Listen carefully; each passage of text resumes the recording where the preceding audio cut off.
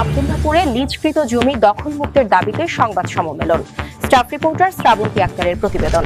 রাজধানীর উত্তরা আব্দুল্লাহপুরে সরকারি লিজকৃত জমি অবৈধ দখলমুক্ত করার দাবিতে সংবাদ সম্মেলন করেছেন রবিউল হোসেন।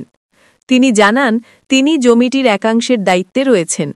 সংবাদ সম্মেলনে জানানো হয়, আব্দুল্লাহপুর মৌজার সিএস ও এস এ দাঘং ১০০-এর ৬% জমি বাংলাদেশ সরকারের ভূমি মন্ত্রণালয়ের অধীন ভাওয়াল রাজ স্টেট থেকে শহীদুজ্জামান লিটনের নামে ২০২৫ সালের জুন মাসে সরকারিভাবে লিজ প্রদান করা হয়েছে। রবিউল হোসেন বলেন, লিজকৃত জমির মালিক শহীদুজ্জামান লিটনের কাছে সরকারের প্রদত্ত সকল বৈধ কাগজপত্র রয়েছে।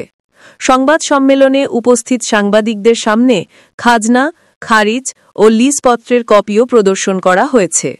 তিনি অভিযোগ করেন, বর্তমানে ওই সরকারি লিজকৃত জমির ওপর সুরুজ, মামুন, মিঠু, ইউনুস ও আতিক নামে কয়েকজন ব্যক্তি অবৈধভাবে বসবাস করছেন।